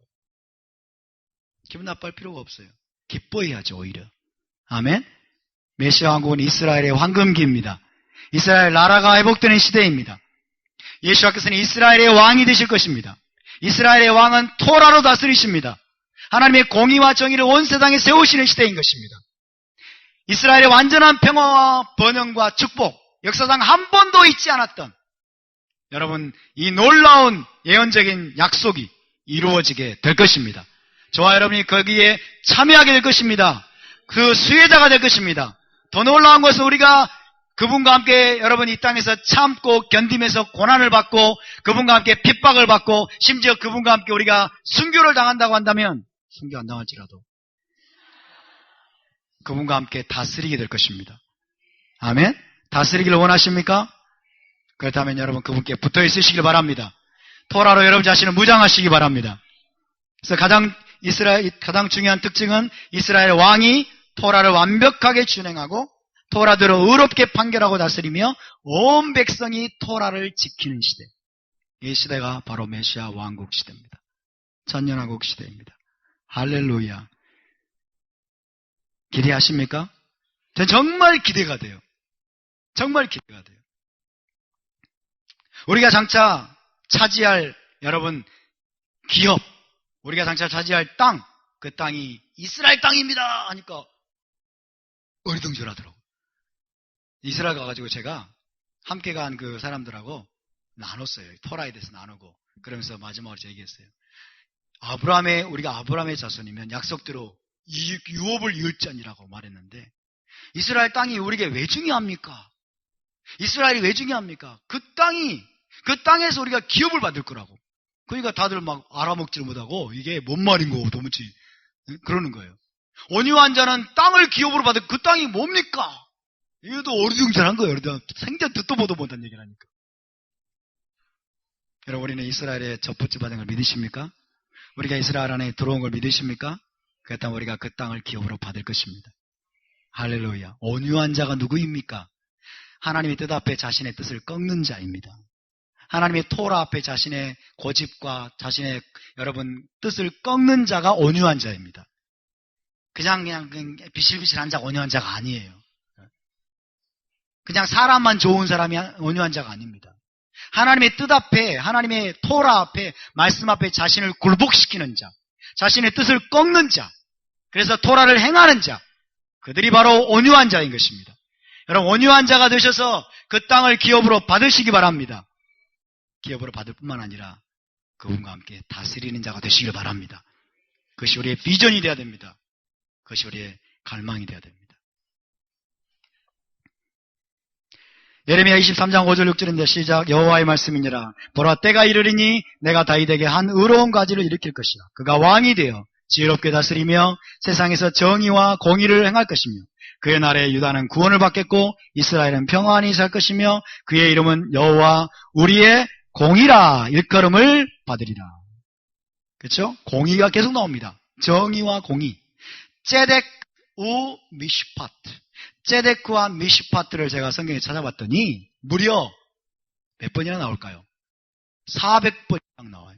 400번 이상. 정의와 공의가 성경에 얼마나 많이 나오는지 모릅니다. 마지막으로 여러분 메시아께서 오셔가지고 다스리게 될 그 나라, 메시아 왕국의 중요한 특징은 가장 공의로운 나라라는 거예요. 그때 우리 주 메시아의 이름이 여호와 우리의 공의다. 우리의 의로움이다. 왜냐하면 그가 왕이 되어 지혜롭게 다스리며 온 세상에서 정의와 공의를 행할 것이기 때문에 그렇게 말씀하고 있습니다. 그 메시아 왕국을 다스리는 예수와의 칭호가 여호와 우리의 의로움이시다. 히브리어로 여호와 찌드케누라고. 여호와 찌드케누. 해볼까요? 여호와 찌드케누. 여호와 찌드케누. 네, 여호와 우리의 의로움이다. 여호와 우리의 공의이시다. 토라대로 완전한 의와 공평을 행하시며 다스리시는 하나님이시면서 그분은 이스라엘의 왕이 될 것이라는 뜻입니다. 이사야 2장 2절 3절입니다. 시작. 말이래 여호와의 전의 산이 모든 산 꼭대기에 굳게 설 것이요 모든 작은 산 위에 뛰어나리니 만방이 그리로 모여들 것이라. 언제예요? 말이래 그렇죠. 말이래. 그렇죠. 말이래란 말은 여러분이 선지서에서 마지막 때 혹은 말일에 혹은 그때 그날 후에 이런 말은 다 마지막 때를 가리키고 메시아 왕국 시대를 가리킵니다. 말일에 메시아 왕국 땅에 오게 되면 여호와의 전의 산이 성전산이 모든 산 꼭대기에 굳게 설 것이요 모든 작은 산 위에 뛰어나리니 만방이 그리로 모여들 것이요 온 열방의 사람들이 예루살렘 성전이 있는 곳으로 모여든다는 것입니다. 많은 백성이 감에 이르기를 오라 우리가 여호와의 산에 오르며. 여호와의 산이 어디예요? 성전산입니다. 성전이 세워져 있는 산이에요. 과거에는 그랬는데 지금도 거기가 여호와의 산일까요? 아멘. 하나님의 말씀은 변함이 없습니다. 지금도 성전산이 여호와의 산입니다. 야곱이 하나님의 전에 이르자 성전을 말합니다.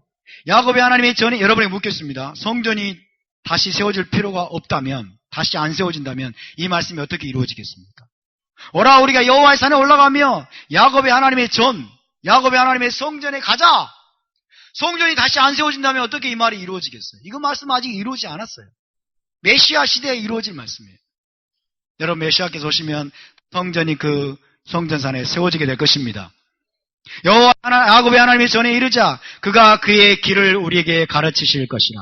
우리가 그 길로 행하리라 하리니 이는 토라가 시온에서부터 나올 것이요 여호와의 말씀이 예루살렘에서부터 나올 것임이니라. 할렐루야.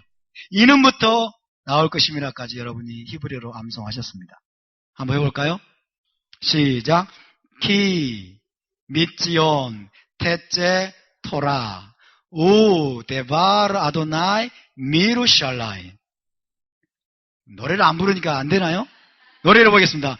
키 미지온 테제 토라 키 미지온 테제 토라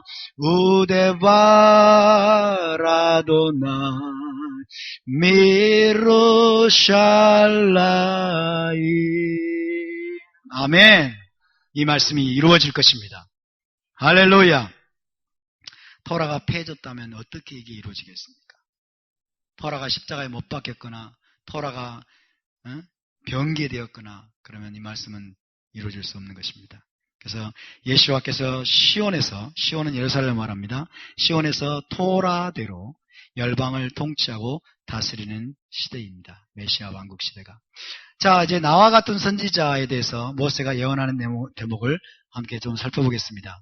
18장 15절, 신명기 18장 15절 함께 있습니다. 시작. 내 하나님 여호와께서 너희 가운데 내 형제 중에서 너를 위하여 나와 같은 선지자 하나를 일으키시리니 너희는 그의 말을 들을지니라. 내 형제 중에서. 그렇죠? 여러분, 모세와 같은 선지자라는 표현은 장차 올 메시아를 가리키는 칭호입니다. 나와 같은 선지자 혹은 모세와 같은 선지자 이런 표현이 성경에 나오면 이건 뭘 가리키는 표현이에요? 장차 다 올 메시아를 가리키는 표현이에요. 자, 그런데 모세가 뭐라고 그랬어요? 내 형제 중에서 나와 같은 선지자가 일어날 것이라고 그랬죠. 자, 메시아는 누구여야 됩니까? 유대인이어야 되는 거예요. 또 혈통적인 이스라엘 백성이어야 되는 거예요. 그러니까 한국에 메시아가 있다 이런 말은 새빨간 거짓말이죠. 말도 안 되는 소리죠. 그죠? 내 형제 중에서 너를 위해서 나와 같은 선지자 하나를 일으킬 것이다. 모세와 같은 선지자를 하나님께서 일으키실 것이다. 장차 올 메시아를 지금 모세가 예언하고 있습니다. 모세가 예언하고 있어요.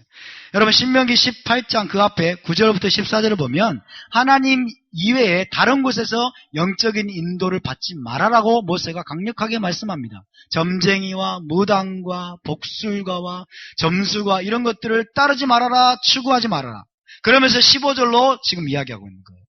나와 같은 선지자 하나를 일으키실 것이니 너희는 그의 말을 들을지니라. 다시 말하면 점쟁이와 무당과 복수가 이런 우상 숭배자들 이런 다른 방법으로 하나님의 인도를 받지 말고 나와 같은 선지자 하나를 일으키시니 너희는 그의 말을 듣고 그를 통해서 인도함을 받으라고 말씀하십니다. 할렐루야. 그를 통해 하나님의 인도를 받아. 너희는 그의 말을 들을지니라 말씀하고 있어요. 그러니까 나와 같은 선지자, 다시 말하면 하나님이 장차 너희에게 메시아를 보내줄 것인데 너희는 그 메시아의 말을 들어라. 그리고 그 메시아의 인도를 받으라고 말씀합니다. 여러분 모세와 같은 선지자라는 표현은 모세 이후에 일어나는 많은 선지자들을 가리키는 말이 아닙니다. 많은 선지자들을 가리키는 표현이 아니라 장차 일어날 메시아를 특정해서 가리키는 말입니다. 다른 말로 말하면 제2의 모세예요. 혹은 모세와 같은 구속자, 제2의 모세, 세컨드 모세라고 말할 수 있어요. 34장 신명기 34장 10절 12절 함께 봅시다. 시작. 그 후에는 이스라엘의 모세와 같은 선지자가 일어나지 못하였나니 모세는 여호와께서 대면하여 아시던 자요 여호와께서 그를 애굽 땅에 보내사 바로와 그의 모든 신하와 그의 온 땅의 모든 이적과 기사와 모든 큰 권능과 위엄을 행하게 하시며 온 이스라엘의 목전에서 그것을 행한 자이더라. 이 글은 누가 썼을까요? 모세 오경은 누가 썼어요? 모세가 썼죠? 근데 여기 보세요. 모세가 지금 이 말을 썼을까요? 그럴 수도 있지만 전통에 따르면 이 글은 여호수아가 썼다고 합니다. 여호수아가 지금 이렇게 이야기하고 있는데, 자, 모세 후계자가 누구예요? 여호수아예요. 그렇죠? 여호수아에게 모세가 안수했더니 지혜의 신이 충만하더라. 그래서 여러분, 모세와 같은 선지자를 여호수아로 착각하는 경우가 있어요. 근데 여호수아가 썼다고 하는 이 대목에서 여호수아가 분명히 밝힙니다. 그 후에는 이스라엘의 모세와 같은 선지자가 일어나지 못하였나니. 그러니까 여호수아가 이 글을 쓸 때까지를 말하는 거죠. 모세와 같은 선지자가 일어나지 못하니. 자기는 아니라는 거예요. 그리고 예레미야나 이사야나 에스겔이나 이런 선지자들도 모세와 같은 선지자가 아니란 뜻입니다. 아멘?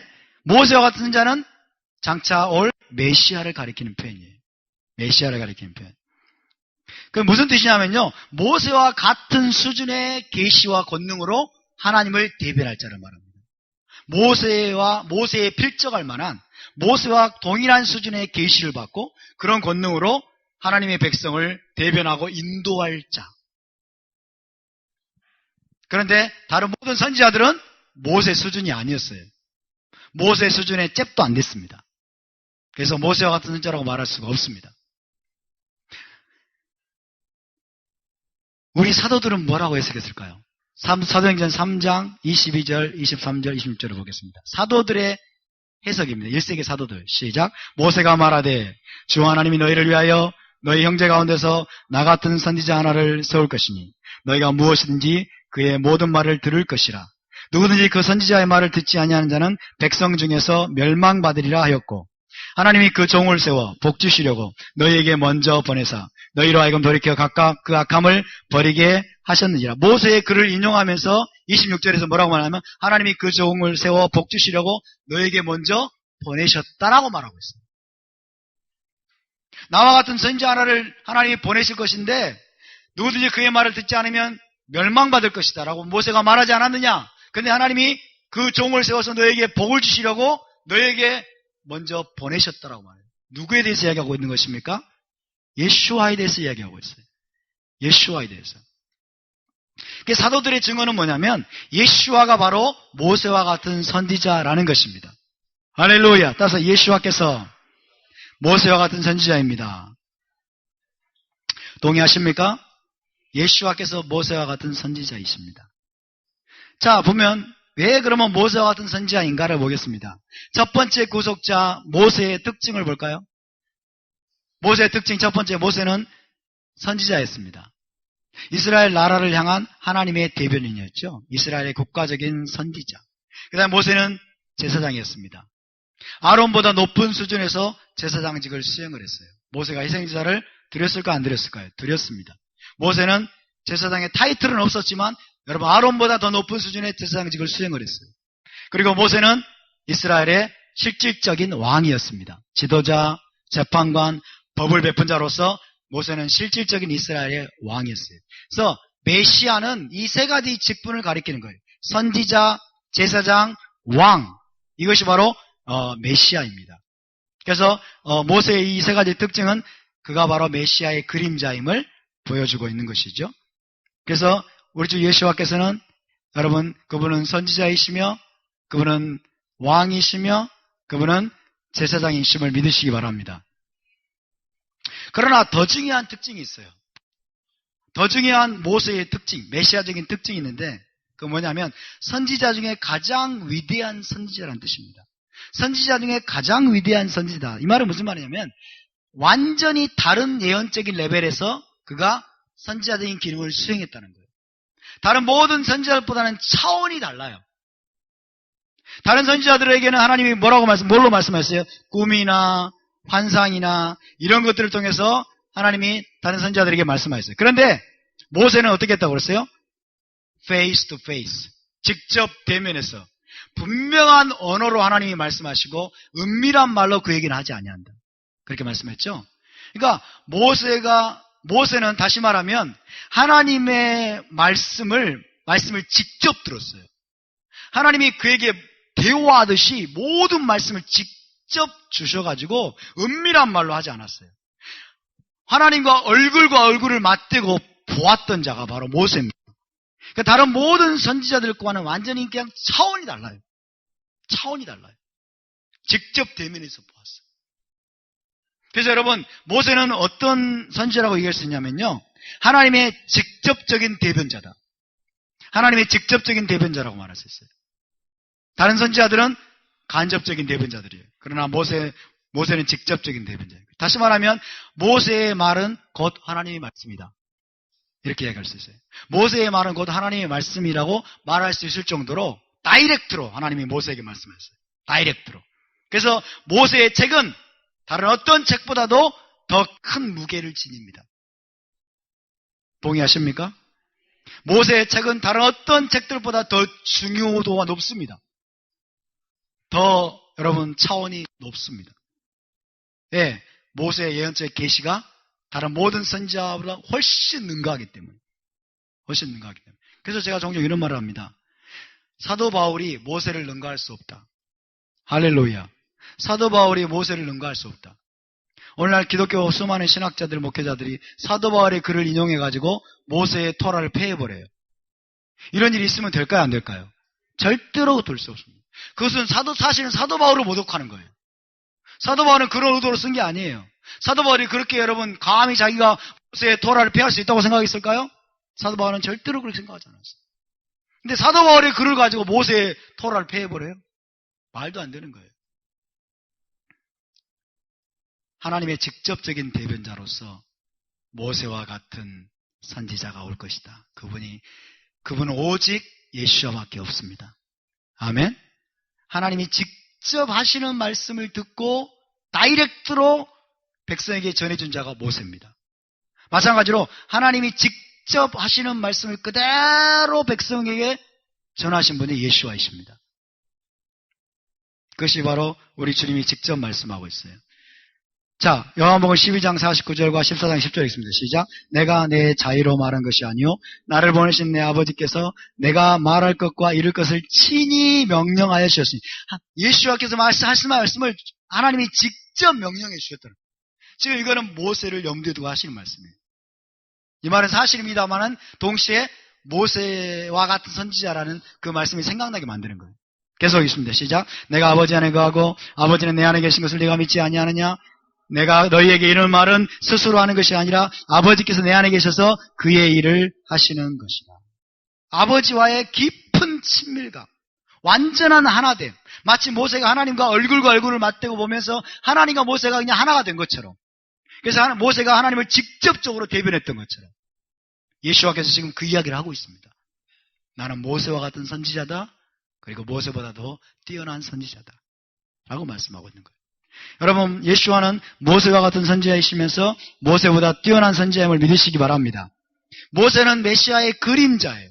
그림자가 더 뛰어납니까? 실체가 더 뛰어납니까? 실체가 더 뛰어난 것입니다. 모세는 그림자입니다. 첫 번째 구속자로서 모세의 행적은 장차 메시아, 마지막 구속자의 메시아께서 이루실 일을 보여주는 예언적인 패턴입니다. 그래서 모세의 모습을 생각나게 만듭니다. 여러분, 세례 요한에게 침례 요한에게 침례를 받고 여러분 올라오실 때, 그리고 변화산상에서 영광 중에 변화되셨을 때 하나님의 제자들에게 뭐라고 말씀하셨어요? 이는 내 사랑하는 자요 내 기뻐하는 자니, 그 다음에 뭐라고 했어요? 너희는 그의 말을 들으라. 이게 신명기 18장을 생각나게 만든 말씀이에요. 하나님이 너희는 그의 말을 들으라, 그 말은 무슨 말일까요? 이 사람이 모세와 같은 선지자라는 뜻이에요. 할렐루야. 그러나 예수와는 여러분 실체이십니다. 실제로서 그분은 모세보다 더 뛰어나신 분이에요. 어떤 측면에서 모세보다 더 뛰어났을까요? 그분은 모세와 같은 선지자인데 모세처럼 사역하셨고 모세처럼 일하셨는데, 그럼 어떤 측면에서 모세보다 더 뛰어난 분일까요? 단순히 모세와 같은 그런 사역만 해도 엄청난 것입니다. 그런데 예수와는 단순히 그런 분이 아니에요. 모세보다 훨씬 뛰어난 분이세요. 그것을 우리가 유대인들에게 전할 수 있어야 되겠어요. 어떤 면에서? 자, 보겠습니다. 모세보다 뛰어나신다. 첫 번째, 모세는 애굽의 속박에서 이스라엘을 구원했지만 예수와는 죄와 사망에서 구원하셨습니다. 할렐루야. 두 번째, 모세는 하나님의 종이었지만은 예수와는 하나님의 독생자이셨습니다. 하나님의 아들이십니다. 자신이란 뜻이에요. 세 번째, 모세는 이스라엘 나라를 탄생시켰지만 예수와는 이스라엘 나라를 완성시킬 것입니다.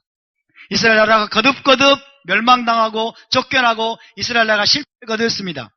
모세조차도 이스라엘을 성공시키지 못했어요.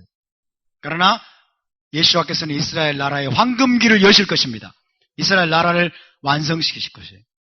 네 번째, 모세조차도 죄와 실수가 있었습니다. 그러나 예수와는 죄나 실수가 전혀 없습니다. 토라를 완전하게 지키신 분이십니다. 토라의 화신이십니다. 모세는 반석을 2번이나 땅땅! 분노하면서 쳐가지고 가나안 땅에 들어갈 수 없게 됐어요. 모세조차도 실수가 있었어요. 그러나 예수와는 죄나 실수가 없으십니다. 예수와는 모세보다 뛰어난 선지자이십니다. 모세와 같은 선지자인 동시에 또한 모세보다 더 뛰어난 분이심을 믿으시기 바랍니다. 할렐루야! 그래서 우리에게도 동일하게 말씀하십니다. 너희는 그의 말을 들으라. 너희는 예수와의 말을 들으라. 여러분, 예수와의 말을 들으시기 바랍니다. 예수와의 명령을 쉐마하시기 바랍니다. 들으라는 말은 듣고 순종하라는 뜻입니다. 할렐루야! 듣지 않으면 멸망하리라. 사도들이 그렇게 얘기했어요. 듣지 않으면 멸망하리라. 왜 우리가 유대인들을 위해서 기도해야 됩니까? 왜 우리가 유대인들에게 다가가야 됩니까? 예수와의 말을 듣지 않으면 멸망하기 때문에 그래요. 아무리 토라를 공부하고 아무리 부지런히 토라를 여러분 준행한다고 할지라도 마지막에 결국 예수와를 만나지 못하면 그들은 메시아 왕국에 못 들어갑니다. 아멘? 멸망당한다고 말합니다. 그래서 그 안타까운 마음으로 우리가 유대인들에게 복음을 전해드는 거예요.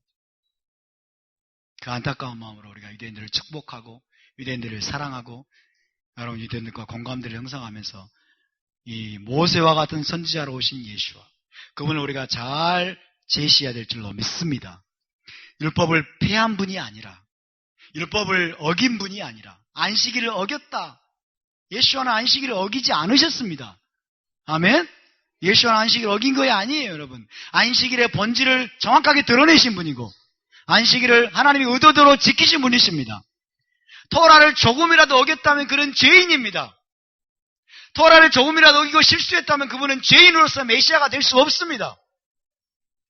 우리가 이 예수와를 모세와 같은 선지자로 오신 예수와 모세보다 드러나 더 뛰어나신 여러분 이스라엘의 메시아신 예수와를 우리가 유대인들에게 여러분 소개하고 증거하는 그런 길들이 열릴 수 있기를 여러분 기도해 주시기 바랍니다. 할렐루야! 우리 제자공동체 교회를 주님께서 그 일에 사용해 주실 수 있게 되기를 바랍니다. 우리 함께 일어나서